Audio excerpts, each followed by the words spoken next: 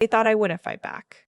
That's the thing about people who hurt you when you're small. They assume the damage is permanent. They assume that the version of you they broke is the only version that will ever exist. My parents were wrong about a lot of things, but they were most wrong about that. I was 7 years old the morning my mother told me we were going on a trip. I remember the smell of her perfume, something floral and sharp, the kind that sticks to fabric long after the person is gone. She was dressed nicely. My father had his good shoes on. They almost never wore their good shoes on a Tuesday. We drove for about 40 minutes. I watched the highway signs pass from the back seat and tried to guess where we were going. I thought maybe we were visiting my aunt in Raleigh. I thought maybe it was a surprise birthday trip, even though my birthday was 4 months away. We pulled into the parking garage of a Greyhound station. I'd never been inside one before. It smelled like floor cleaner and old coffee. There were rows of plastic chairs bolted to the ground, and a woman near the door was sleeping with her coat pulled over her face. A television mounted on the wall was showing a weather forecast. Nobody was watching. My mother held my hand as we walked in. That part I remember clearly because she almost never held my hand anymore. I was 7, not a baby. That's what she usually said. She led me to a chair near the far wall, not by the entrance, not near the ticket counter. In the back, where it was quieter. She sat me down and crouched in front of me and tucked my hair behind my ear. She said, "You're going to wait here for just a minute, okay? Daddy and I have to get the tickets." I said, "Okay." I watched them walk toward the counter. I watched them pass the counter. I watched them keep walking toward the exit on the other side, and then I watched the doors close behind them. I sat in that chair for a long time. Long enough that the weather forecast on the television cycled through twice.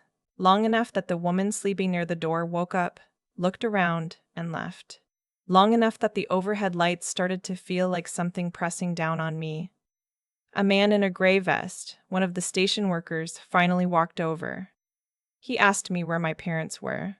I told him they went to get tickets. He looked at the exit doors. He looked back at me. He said, "How long ago was that, sweetheart?" I didn't know. I didn't have a watch. He sat down next to me and stayed there. His name was Leonard. He smelled like coffee too, but a warmer kind, the kind from a thermos. He didn't make me feel scared. He talked to me about ordinary things. Did I like school? What was my favorite subject? Did I have a dog? I told him I had a cat named Biscuit. He called the police about 20 minutes later. I know that now. I didn't know it then. I just thought he was using his phone to call someone to help find my parents.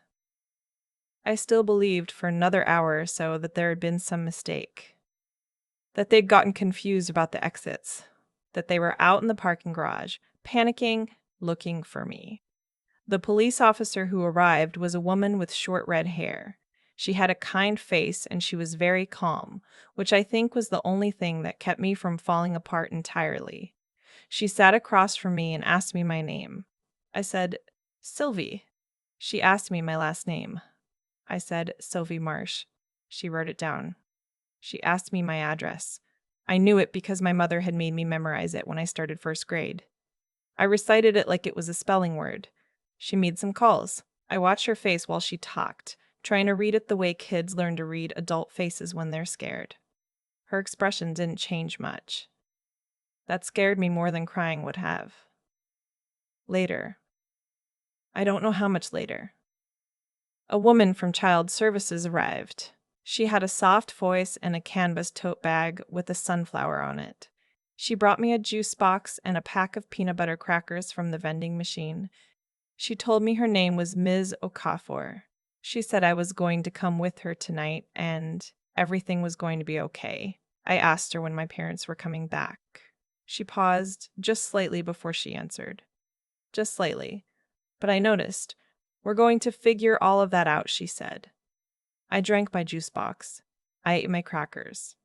I carried my backpack to her car. That was the last time I was in any building my parents ever brought me to. I spent the next 14 months in the foster care system. 2 placements. The first was a house in Greensboro with a couple who had 3 other foster kids and a schedule so tight it felt like a military operation. Not unkind. just busy. I was one of four, and I understood early on that being quiet and helpful was how you survived in a house like that. So I was quiet. I was helpful. I did dishes without being asked, and I helped the younger kids with their homework, and I did not cry at night. Or at least I did it quietly enough that no one heard. The second placement was smaller. A woman named Dottie who lived alone with 2 cats in a garden she was genuinely passionate about. She talked to her tomato plants. She made soup from scratch on Sundays. She was in her 60s and she moved slowly, and she always smelled like garden soil and lavender. And I slept better in her house than I had anywhere since the Greyhound station. I would have stayed with Dottie longer. I think Dottie would have let me, but her health started to change, something with her heart, and her daughter wanted her to move closer to family in Arizona. She cried when she told me.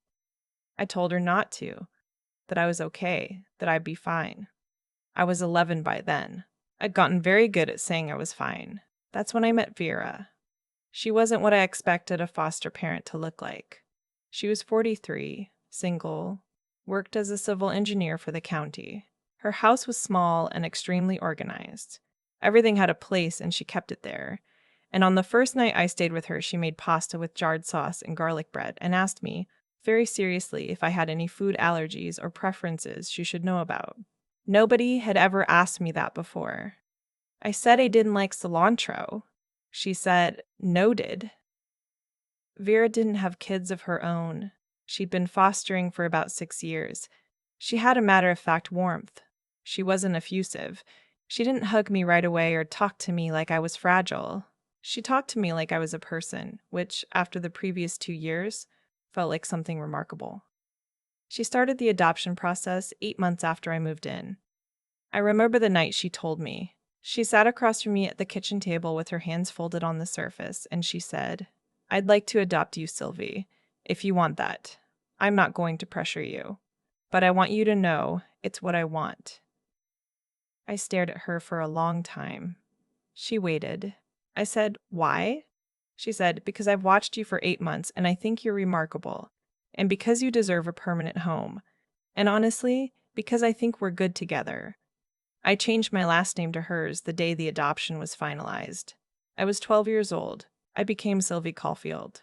Vera Caulfield was my mother from that day forward, in every way that mattered. She came to every school event. She helped me study for the SAT. She drove me to college orientation and cried in the parking lot of the dorm and pretended she hadn't been crying when I walked back out to say goodbye. She called every Sunday. She visited twice a year, no matter what. She was not rich. She was not flashy. She was a civil engineer who drove a sensible car and owned a very organized, small house and gave me a life that was genuinely mine. When she was diagnosed with early-stage breast cancer my junior year of college, I drove home and stayed for 3 weeks. When she was cleared, 5 years later, I drove home and we sat on her porch and drank iced tea and didn't say much. And it was the best afternoon of my adult life up to that point. I am telling you all of this because you need to understand who Vera was to me, not just a guardian, not just someone who provided a roof. She was my family, the only family I chose and the only one that chose me back. She died 18 months ago, very suddenly, an aneurysm. She went to sleep one night and didn't wake up. She was 61 years old. She left behind her house, her savings, her retirement accounts, and a life insurance policy. She left all of it to me. The total was just over $4 million. I found out about the will 3 weeks after the funeral. Her attorney, a methodical woman in her 50s who reminded me of Vera in the way she spoke, walked me through it line by line. The house in the amount of approximately $340,000. Retirement and savings accounts combined at around $980,000. And the life insurance policy, $2.8 million, with me listed as sole beneficiary, a designation Vera had updated about 6 years ago. I sat in that office and I nodded and I answered questions and signed papers. I felt numb the way you do when grief is too large to process and practical tasks are the only thing keeping you functional. I went home. I sat on the couch in Vera's house, my house now, I supposed, and I looked at the walls she had painted and the shelves she had organized, and I thought about how none of it felt real. Then I got a phone call from a number I didn't recognize. It was my biological father. I hadn't spoken to either of my biological parents in 23 years. I hadn't tried. I had no desire to. Vera and I had talked about them occasionally over the years. She believed in not forcing things and letting me process at my own pace. I knew they were out there somewhere. I knew they'd never contacted child services, never pursued any kind of reunification. I'd accepted that reality as a teenager and built my life around it. And now my biological father was calling me. He said, "Sylvie, it's Dad." The word landed like something physical. I said, "How did you get this number?" He said he'd found me through some old records, that he'd been looking for me for a while, that he and my mother both wanted to reconnect. He said they were sorry. He said they'd been going through a hard time when I was little, and they'd made a terrible mistake, and they'd regretted it every day since. His voice was smooth, practiced. I noticed that. I said I needed time to think, and I ended the call. 2 days later, I received a letter from a law firm in Charlotte. The letter informed me that my biological parents, whose names appeared at the top as claimants, were contesting the estate of Vera Caulfield on the grounds that they had never legally terminated their parental rights at the time of my placement into foster care, and that the adoption process had been completed without proper notification to them as biological parents, rendering the adoption, and by extension, my legal status as Vera's heir, potentially invalid. They were seeking a portion of the estate. The letter cited a specific figure, $2.2 million. I read the letter 3 times. Then I called Vera's attorney. Her name was Miss Dunleavy. She had handled Vera's affairs for over a decade. When I read her the letter over the phone, there was a short silence. And then she said, in a very measured voice, that this was not going to be a simple matter to ignore, but that she believed, strongly, that the claims had no merit. She said, "Your adoption was fully finalized by a court of law when you were 12. That process included all legally required notifications. The burden of proof here is entirely on them." I asked her what that meant in practical terms. She said it meant we were likely looking at a civil suit, that it would cost time and money to defend, that the outcome was almost certainly in my favor, but almost certainly was not the same as definitely. I asked her how 2 people who abandoned a 7-year-old at a bus station thought they had any legal ground to stand on. She said very calmly, "People file suits with far less foundation than this every day. The question is whether they have an attorney willing to push it." They did. The suit was filed 11 weeks later. My biological parents hired an attorney from a mid-sized firm in Charlotte, a man whose name I will not repeat because he does not deserve the syllables. His argument, strict of the legal language, was this: that my biological parents had never formally relinquished their parental rights in the original proceedings, that the state had moved forward with my foster placement and eventual adoption without completing all proper notification steps, and that therefore the adoption could be challenged, and therefore my inheritance from Vera could be disputed. It was, on paper, a creative argument. It was, in practice, deeply flawed, because of what happened right after I was found at the Greyhound station 23 years ago. Leonard, the station worker who found me, had filed an incident report that day. That report went into the station's records and was eventually archived. The police officer with the red hair, her name I learned through the process of all of this, was Officer Tennant, had filed her own report, which became part of the Child Services intake documentation. And the entire intake process, my placement, the notification attempts sent to my biological parents' last known address, the certified mail receipts that came back signed, the phone calls logged in the case file, all of it had been preserved in the state's records. Vera's attorney had subpoenaed the full case file within 2 weeks of the suit being filed. My biological parents had been notified. They had received certified mail at 2 separate addresses over the course of the 14 months I was in foster care. They had not responded. They had not shown up to a single hearing. There was a record of a phone call made to my biological father's number, the same number he had called me from 23 years later, I noted. That had gone unanswered. They had not been uninformed. They had been indifferent. Their attorney tried to argue that the notifications were procedurally insufficient, that the certified mail should have been sent to a 3rd address, a P.O. box that appeared in some earlier document, that the phone log didn't prove the call actually connected. Miss Dunleavy took him apart. She did it methodically, the way Vera would have done anything. Organized, precise, without drama. Document by document, date by date. She presented the full timeline of the original child services case, and she demonstrated, with receipts and logs and court filings, that every legally required step had been followed. She presented the record of every notification my biological parents had received and ignored. And then she presented something I hadn't known about until 2 weeks before the hearing, a letter, written by my biological father, addressed to the County Department of Social Services, dated about 8 months after I was placed in foster care. In the letter, he wrote, and I am paraphrasing because I cannot bring myself to quote it directly, that he and my mother were not in a position to care for a child at this time, that they understood the process that was underway, and that they did not intend to contest the state's custody arrangement. His handwriting, his signature. He had written them off in ink 22 years before he called my phone trying to claim a share of the life Vera had built for me. The hearing was on a Thursday in October. I drove myself packed. I wore a blazer that had been Vera's, a dark green one she'd kept for job presentations and serious occasions. It was a little big in the shoulders, and I didn't care. I wanted her in the room with me. I arrived early. I sat in the hallway outside the courtroom on a wooden bench, and I drank bad vending machine coffee, and I breathed. When they walked in, my biological parents, I saw them for the first time in 23 years. My mother was in her late 50s now. She looked like a woman who had lived hard and tried to cover it. My father was heavier, grayer. He was wearing a suit that didn't quite fit. He looked at me and looked away immediately. Neither of them said anything to me.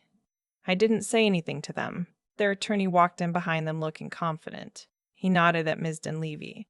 She did not nod back. The judge was a man in his 60s with reading glasses pushed up on his forehead. He reviewed the filings for a few minutes before he said anything. The courtroom was very quiet. When he began to speak, it became clear within the first several minutes that he had read everything. He had read the original case file. He had read the notification records. He had read the letter. He asked opposing counsel to explain, in light of the documented letter from his client acknowledging awareness of the state custody process, on what basis they were asserting insufficient notification. Opposing counsel talked for several minutes. He used a lot of words. The judge listened with an expression that conveyed nothing. Then the judge asked one more question. He said, "Counsel, are you aware that your clients received certified correspondence at their residence on at least 3 separate occasions during the foster care proceeding, with signatures on record, and still did not appear or respond to any court hearing during that period?" Opposing counsel said he was prepared to address the sufficiency of those procedures. The judge looked at him over his reading glasses. He said, "I've read the procedures.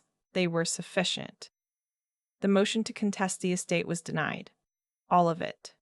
Every dollar. Every account. The house. Mine. My biological parents sat very still when the ruling was read. My father's jaw tightened. My mother looked at the table. Their attorney was already gathering his papers. They did not look at me on the way out. I sat for a moment after they left. Miss Dunleavy put her hand briefly on my shoulder and said, "Vera would be pleased." I didn't trust myself to speak, so I just nodded. I walked out into the October air, and I stood on the courthouse steps, and I thought about a 7-year-old sitting in a plastic chair in a bus station watching a set of doors close. I thought about Leonard and his thermos coffee. I thought about Ms. O'Coffer and the sunflower tote bag. I thought about Dottie's tomato plants. I thought about Vera sitting across from me at her kitchen table with her hands folded, asking me if I wanted to be her daughter. I thought about what it means to be chosen, not by blood, not by accident, not by obligation, just chosen, deliberately, by someone who looked at you and decided you were worth staying for. That's what Vera gave me. My biological parents gave me a plastic chair in a bus station and a phone call 23 years too late. I still live in Vera's house. I repainted the front door last spring, a dark blue she'd always liked but never gotten around to doing. I kept her garden going. I'm not as good at it as she was, but the tomatoes came in okay this year, and I think she'd find that acceptable. I have her blazer dry cleaned and hung in my closet. I wear it for serious occasions. I don't spend much time thinking about my biological parents anymore. They filed a notice of appeal about 2 months after the ruling. It was dismissed 4 months after that. I don't know where they are now. I don't particularly want to. What I know is this. A woman I was placed with at age 11 by the state of North Carolina, through no particular design or intention, decided that I was worth keeping. She organized her entire life around that decision. She showed up every single time for 22 years. And when she died, she made sure I was okay. That's the thing about people who love you when they don't have to. The damage they undo is permanent too. I have $4 million and a house with a blue front door and a garden that mostly cooperates, and the name of a woman who chose me. I am Sylvie Caulfield, and I am absolutely fine. I've thought a lot about cause and effect since all of this ended. Not in any mystical sense, just the plain, unglamorous reality that what people do tends to catch up with them eventually. Not always on a timeline that feels satisfying, not always in ways that look like justice from the outside. But the choices we make leave marks, and those marks don't disappear just because years go by. My biological parents made a choice in a Greyhound station when I was 7 years old. They walked out a set of doors and didn't come back. And for a long time, I think I carried that choice like it said something about me. Like being left behind was evidence of something lacking in me, some quality that made me easy to put down and walk away from. That's what abandonment does when you're a child. It doesn't feel like a statement about the people leaving. It feels like a statement about you. It took Vera a long time to undo that. Not because she was trying to. She was never theatrical about it.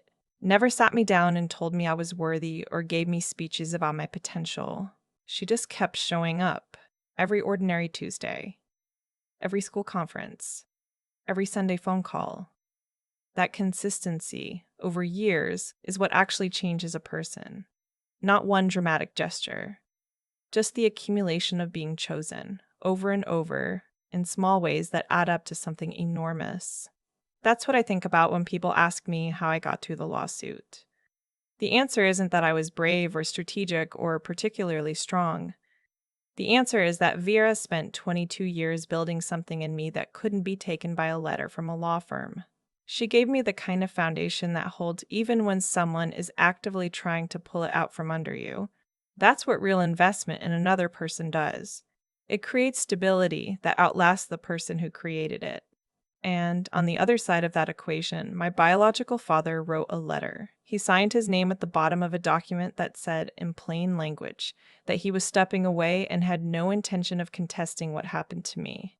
He made that choice deliberately in ink, and then he waited 23 years for a circumstance where it might benefit him to pretend he hadn't. That's the thing about trying to rewrite your own history. The original document still exists. The record doesn't change because your circumstances did. I don't feel triumphant about how it ended. I feel something quieter than that. I feel like the world, at least in this one specific instance, was honest, that the truth of what happened was preserved in files and certified mail, in one man's own handwriting, and that when it mattered, it was legible. What I keep coming back to is this. The people who stayed made me who I am. Leonard, who sat down next to a scared kid and talked about cats until the police arrived. Ms. Okafor with her sunflower tote bag. Dottie and her tomato plants. And Vera, above all. Vera, who folded her hands on a kitchen table and asked me if I wanted to be her daughter and then spent the next 2 decades proving she meant it. None of them owed me anything. That's the part that matters. They chose, each of them, to do the harder thing when the easier thing was available. And that choice, made quietly, without fanfare, by ordinary people in ordinary moments, is what made everything else possible. I think that's worth saying out loud.